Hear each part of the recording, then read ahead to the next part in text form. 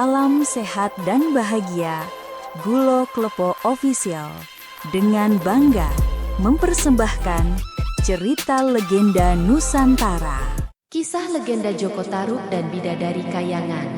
Pernahkah kalian mendengar kisah tentang seorang pemuda desa yang hidup sebatang kara, lalu takdir mempertemukannya dengan bidadari dari Kayangan?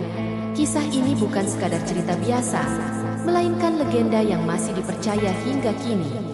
Namun, apakah cinta antara manusia dan bidadari bisa benar-benar abadi? Assalamualaikum warahmatullahi wabarakatuh. Salam sejahtera untuk kita semua. Halo sahabat legenda Nusantara. Sebelum kita mulai kisah ini, jangan lupa tekan tombol subscribe untuk terus mengikuti kisah-kisah penuh makna dari Nusantara. Semoga kita semua diberi kesehatan, rezeki yang lancar, serta hati yang lapang. Kisah ini berasal dari tanah Jawa, tentang seorang pemuda bernama Joko Tarub yang kehidupannya berubah setelah pertemuan tak terduga dengan para bidadari Kayangan. Mari kita mulai dari awal. Jauh di sebuah desa kecil di Jawa Tengah, hiduplah seorang pemuda tampan bernama Joko Tarub. Ia dikenal baik hati, rajin membantu tetangga. Namun hidupnya diliputi kesepian karena kedua orang tuanya telah lama tiada. Setiap hari, Joko Tarub bekerja di ladang dan berburu di hutan untuk mencukupi kebutuhan hidupnya. Namun, ada hal aneh yang sering ia rasakan. Suara tawa lembut dan nyanyian samar terdengar dari balik pepohonan. Suara itu bagai datang dari dunia lain, menimbulkan rasa penasaran yang semakin hari semakin membuncah dalam hatinya. Joko Tarub seringkali menatap langit malam penuh bintang. Dalam kesunyian itu, ia berdoa agar suatu hari kehidupannya tak lagi sepi. Ia berharap ada seseorang yang bisa mengisi kekosongan dalam hatinya. Ia tak pernah menyangka bahwa doanya akan dikabulkan dengan cara yang begitu ajaib. Suatu sore, ketika ia berjalan ke hutan untuk mencari kayu bakar, ia melihat kabut tipis menyelimuti sebuah telaga yang tersembunyi di balik pepohonan besar. Dari kejauhan, ia mendengar suara tawa merdu yang membuat bulu kuduknya berdiri. Joko Tarub mendekat dengan hati-hati. Langkahnya pelan agar tidak menimbulkan suara. Saat ia mengintip di balik semak, matanya terbelalak. Di sana, di tepi telaga, tampak beberapa sosok bidadari sedang mandi. Kulit mereka berkilau bagai cahaya bulan, rambut panjang hitam tergerai, dan kain selendang indah berwarna-warni tergeletak di bebatuan. Pemandangan itu begitu memukau hingga Joko Tarub seolah tak bisa berkedip. Di antara para bidadari itu, ada seorang yang paling menarik perhatiannya.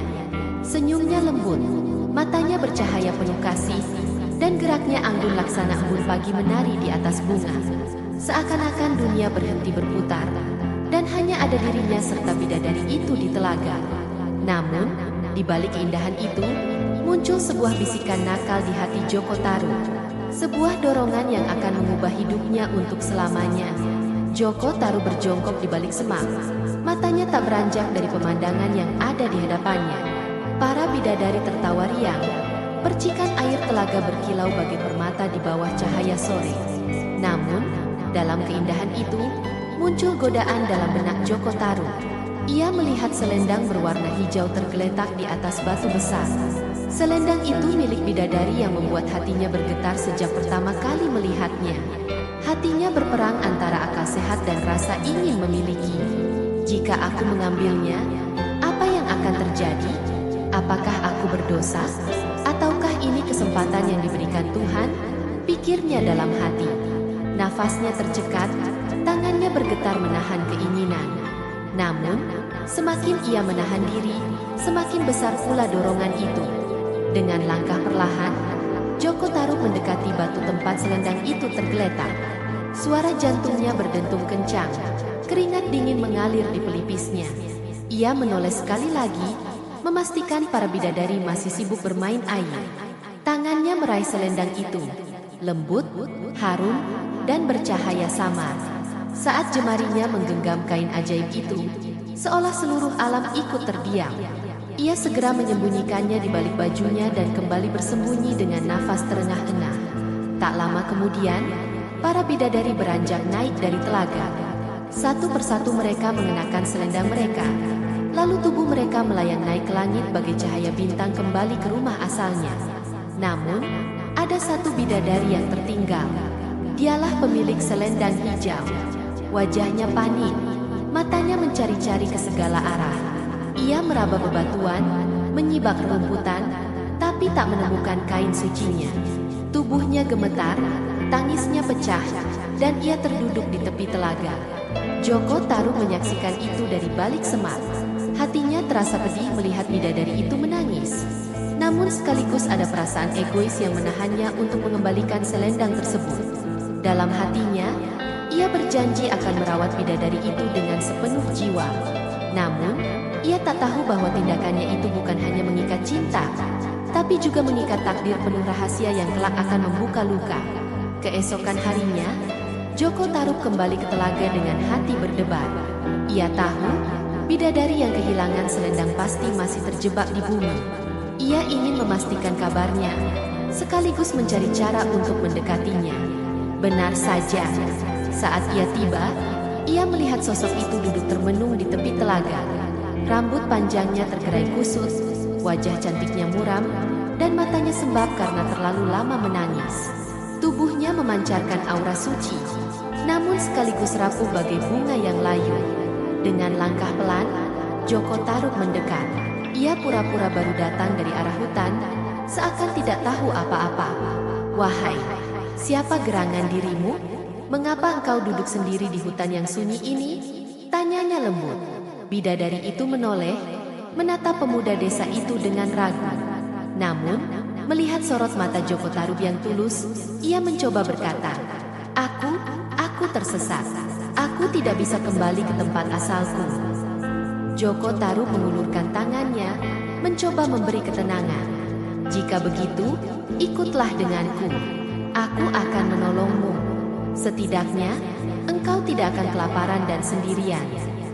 Bidadari itu menatapnya sejenak. Ada rasa takut, tapi juga ada keyakinan samar dalam dirinya. Akhirnya, ia mengangguk pelan.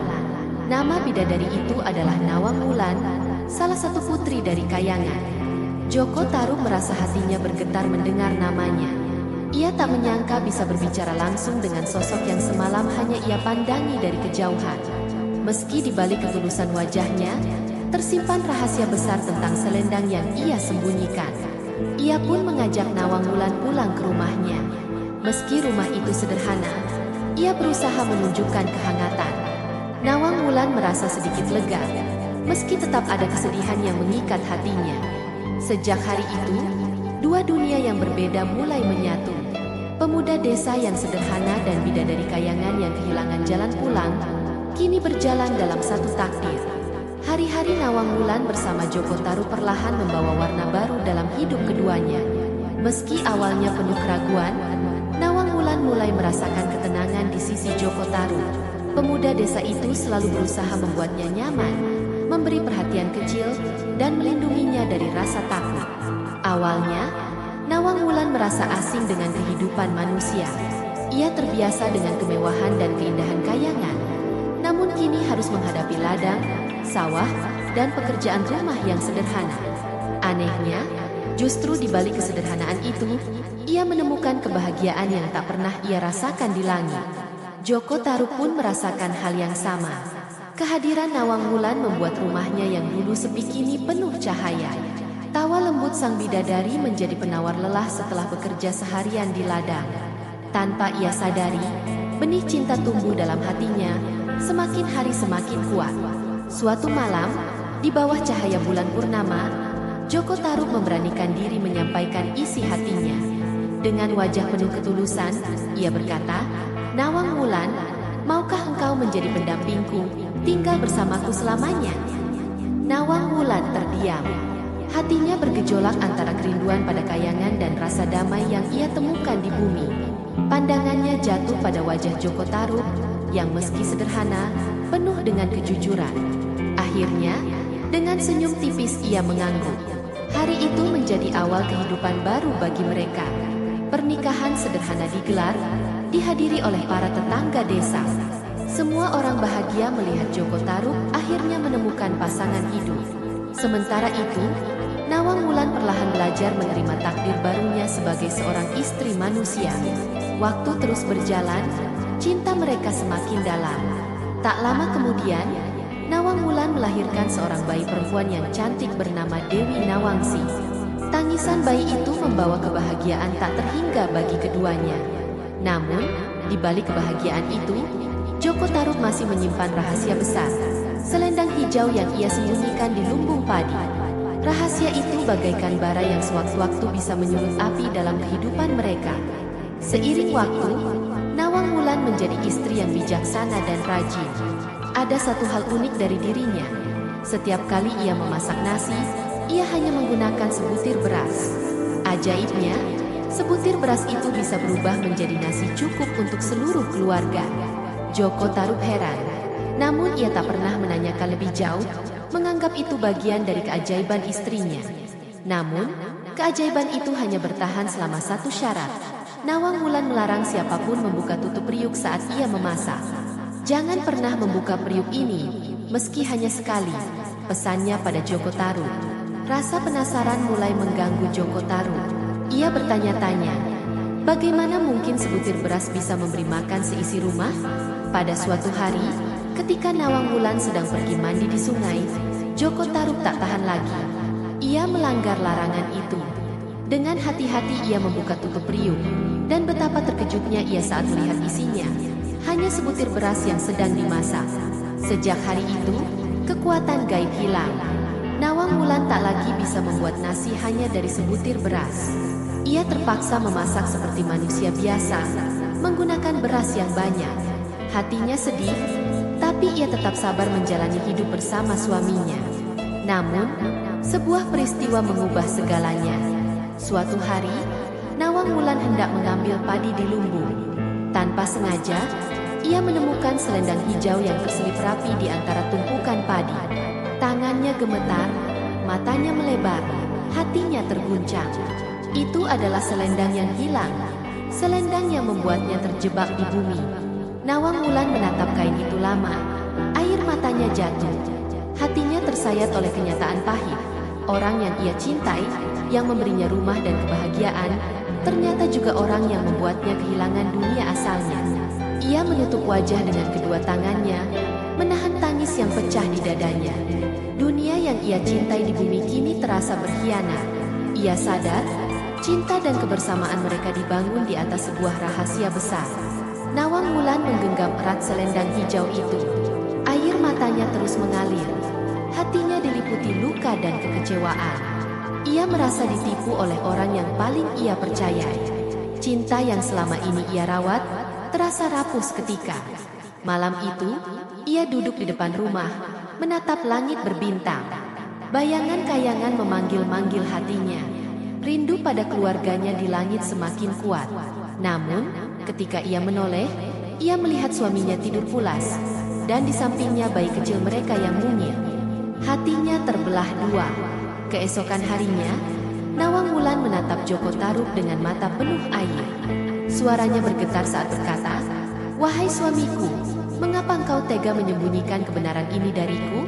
Jika saja engkau jujur sejak awal, mungkin aku akan tetap memilih tinggal bersamamu." Joko Tarub terdiam. Wajahnya pucat, tak mampu berkata-kata. Ia hanya menunduk, penuh penyesalan. Ia ingin meminta maaf, namun ia tahu kesalahannya terlalu besar untuk dihapuskan dengan kata-kata. Dengan hati berat, Nawang Wulan akhirnya mengenakan kembali selendangnya. Seketika tubuhnya memancarkan cahaya lembut, tanda ia akan kembali ke kayangan. Sebelum terbang, ia menggendong bayi kecilnya. Air matanya jatuh ke pipi sang anak. "Aku harus kembali ke langit. Aku titip anak kita. Rawatlah dia dengan kasih sayangmu. Jangan biarkan ia merasa kehilangan meski aku tiada," ucapnya lirih. Dengan berat hati, ia menyerahkan bayi itu ke pelukan Joko Tarub. Sang pemuda menangis terseduh, memeluk anaknya erat-erat. Ia ingin menahan Nawang Wulan, namun cahaya selendang sudah semakin kuat. Perlahan, tubuh Nawang Wulan terangkat ke angkasa. Cahaya zamrud membawanya menjauh, hingga hanya tersisa bintang di langit malam. Joko Tarub menatap ke atas, air matanya jatuh tanpa henti. Sementara anak kecil itu menangis dalam dekapannya. Meski telah kembali ke kayangan, hati Nawang Wulan tidak sepenuhnya tenang. Setiap malam, ia selalu teringat pada anak kecilnya yang ditinggalkan di bumi. Tangisan anak itu seperti bergema di hatinya, menembus langit tempat ia tinggal. Karena cinta seorang ibu begitu besar, Nawang Wulan memohon izin kepada Sang Hyang, penguasa kayangan, untuk sesekali turun ke bumi. Izin itu dikabulkan dengan syarat. Ia hanya boleh datang diam-diam, tidak boleh terlalu lama, dan hanya untuk menyusui anaknya. Sejak itu, pada malam-malam tertentu, Nawang Wulan turun ke bumi dalam cahaya lembut bulan. Ia masuk rumah Joko Tarub yang sunyi, lalu menggendong bayinya dengan penuh kasih sayang. Bayi itu berhenti menangis begitu berada dalam dekapan hangat sang ibu. Air susu Nawang Wulan menjadi penawar rindu sekaligus penguat bagi anaknya. Meski hanya sebentar, momen itu penuh makna. Sang bayi merasa tenang, dan Joko Tarub hanya bisa menatap dari kejauhan dengan air mata mengalir, menyadari bahwa cinta ibu memang abadi, meski jarak memisahkan. Setelah itu, Nawang Wulan akan kembali ke kayangan sebelum fajar menyingsing. Kehadirannya seperti mimpi singkat, namun cukup untuk menjaga kasih sayang antara ibu dan anak. Sejak saat itu, Joko Tarub hidup hanya bersama anaknya. Ia menyesali perbuatannya, menyadari bahwa cinta sejati tak bisa dibangun di atas kebohongan. Dan legenda tentang dirinya pun dikenang sepanjang masa sebagai kisah cinta yang indah, tapi berakhir pilu. Demikianlah akhir kisah Joko Tarub dan Nawang Wulan. Kisah ini mengajarkan kita bahwa kejujuran adalah dasar dari cinta dan kebahagiaan. Jangan pernah membangun cinta di atas rahasia, sebab kebenaran akan selalu menemukan jalannya. Terima kasih sudah mengikuti cerita ini hingga akhir. Jangan lupa subscribe, like, dan share agar semakin banyak orang yang bisa mengambil hikmah dari legenda Nusantara ini. Sampai jumpa di kisah berikutnya. Wassalamualaikum warahmatullahi wabarakatuh.